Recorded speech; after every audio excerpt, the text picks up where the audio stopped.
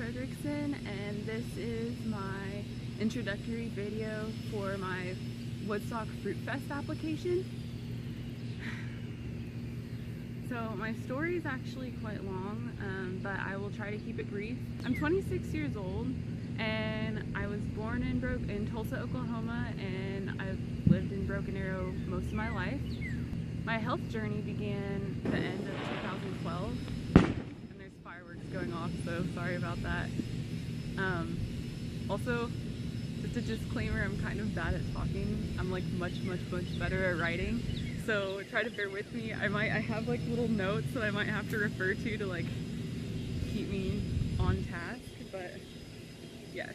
So anyway, my health journey actually began around the time I started having health problems in 2012. I came to a point where I was even bedridden in 2013. I don't want to get into all the details, but basically like I was having a lot of chest pain and like heart trouble and just like a lot of inflammation all over my body. Like my joints were very inflamed, my eyes were really inflamed to the point where I couldn't really even see very well, because I would feel like there's like acid in my eye.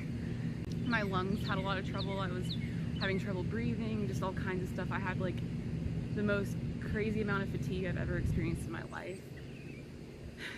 But that's the short side of it all. Anyway, I didn't really find out until like the end of 2013 what I had. I actually had a rare chronic systemic co-infection of Lyme disease, which triggered a gene in my body that was like an inflammatory autoimmune gene. So it kind of like flipped that dormant gene on, and that's what caused a lot of problems. Unfortunately, while there's treatment that you can do with antibiotics that kind of can put those infections into remission, the autoimmune condition itself that is turned on supposedly cannot be cured. It's lifelong. However, I've found ways to like really cope with my autoimmune condition. I had tried all kinds of diets at first. I did low carb, high fat, basically no sugar, not even fruit sugar. I was super afraid of fruit sugar. Kind of like a paleo type diet. Like nothing was really working. So I heard about having a high fruit diet, and I had watched YouTubers like Connor and Brittany, and I was always like, man, that just sounds so fun and so delicious, and I just didn't really think I could do it with the condition I had. I was so afraid of sugar and everything, because it would always, sugar would typically flare me up. But I decided to try it, and I'm so glad I did. And at first it was just overwhelming, like eating so much sugar and stuff that I wasn't used to. One of my symptoms was brain fog actually, and I had started experiencing so much more clarity whenever I started eating more fruit and more carbs. And of course I did stay on the natural sugar. I didn't really branch out. Occasionally I'd have like a vegan cookie or something like that. Like usually like raw till 4. I'll start out my day with a bunch of bananas or a nice juicy watermelon. I love oranges too. Those are really good. I'll have usually a cooked meal with a lot of greens in it, like broccoli or kale or spinach for dinner. I think there's a bunny behind me. I think there might have been a bunny behind me. Anyway, because of my journey and my struggle with my health, and even before that, I've always really cared a lot about helping others, like helping people.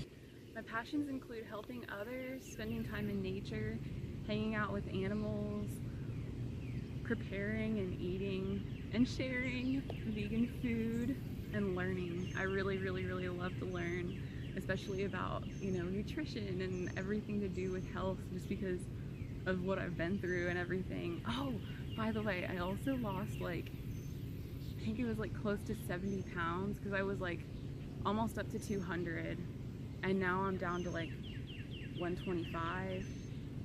All I care about is feeling healthy. I don't really care as much about my weight anymore. Currently, right now for work, I kind of work as my own boss. I do things like cleaning houses and taking care of animals, walking dogs. I don't just take care of dogs and cats. I do also work with miniature donkeys and ponies, which they're so fun. and I pet sit, walk dogs, run errands for people, just a bunch of odd jobs. But anyway, I first learned about Woodstock through Connor and Brittany's YouTube channels, which I started watching probably around 2014. I initially started watching them because I was really intrigued by the idea of minimalism, and that's when I kind of started my minimalistic journey. That's where I also learned about, like, you know, high fruit vegan diets and all kinds of stuff. When I first learned about Woodstock, I was really intrigued by it, but of course at the time I was doing the paleo diet and everything. Other than the cost being so expensive for me at the time, and it was just so far away, and I was still struggling with my health, so it was just kind of out of the question. I didn't really think too seriously about it, even though it looked really cool. Ever since then, it's like that kind of planted a seed since I first heard about Woodstock and seeing the little sunshine on their channel. I thought, oh, that's cute, and that's when I went to the website and started checking it out. But then, like I said, it wasn't really doable for me at the time. Then last year, in 2017, at the beginning of the year, Micah, my partner, my husband, he had seen on Connor, I can't remember if it was Connor or Brittany's YouTube channel, it's one of theirs, that they were actually gonna do a fruit festival in Austin, Texas. And the previous summer we had tried to meet up with them, but I had like broken my toe because I was like running through the house minimizing items, and I got like into a frenzy, and I accidentally, I can be kind of clumsy sometimes, and as I was like running through a room, I like hit my toe on a door and broke it. So we never got to meet them just one-on-one, but we were really excited because they decided to throw a fruit festival in Austin, Texas, and that's so close to where we live. It's like 8 hours away. And so we got really excited, and we decided to go to that one. It was just super affordable and super close, and I was already feeling so much better because that same year we had started practicing veganism around, when was it? No, it was the previous year. So it was 2016, around March or May, that we had started playing with the idea of veganism, and then we got more serious the next year after attending Austin Fruit Fest. And when we went, it was so much more than I had even imagined. Oh my goodness, it was just truly a transformative experience, and to be around people that were so like-minded and were so passionate about health, and really, you could tell, really had so much care in their heart for other humans and other beings, just so much compassion. It was just so freeing, and we played authentic relating games, and I really gained a new confidence while I was there, and was able to tap into like expressing the more authentic side of myself. And I'm still constantly developing that, but it was just really important to me. And while I was at Austin Fruit Fest was when I kept hearing people throughout the fruit festival talking about Woodstock and talking about just different fruit festivals around the world, but Woodstock just kept coming up. And it just, the way the people at Austin Fruit Fest talked about it, it just sounded like a magical place. And I was just like, oh, okay, now I really have to go. And I felt more confident because I was feeling better, and I knew I could handle, not even more than handle, I could just thrive eating so much fruit. And even just at Austin Fruit Fest, I experienced some of the best sleep of my life. I know that sounds crazy, and that was probably some of the most active I had been in a long time, but we were eating all fruit, and I just felt so good, and I could sleep so well, and I'd wake up so refreshed and restored. And anyway, it was like the last day of the Austin Fruit Festival, and oh my gosh, oh, that was such an emotional day. I love all those people so much. And anyway, one of my new friends that I had made there, named Justin, he started going around and asking different people, like, hey, are you going to Woodstock? Are you going to Woodstock? Are you going to volunteer? And all this stuff. And, you know, I told him at first, like, oh no, like, you know, I really want to, like, it sounds really fun, but I don't know if I can afford it and all this stuff. And he was like, oh, well, if you volunteer, it's not that expensive. And I was so excited once I started hearing about it, and it really became more of a tangible thing for me, like more of a reality. And not only was it more cost efficient, but my friends like other friends there besides Justin started to share with me how like fun and fulfilling it is to volunteer, and not only that, but like just how much more worthwhile it is to go as a volunteer than simply as an attendee. And so that just really got me excited and just sparked this thing in me. And unfortunately I wasn't able to make it last year, but I was super determined to come this year.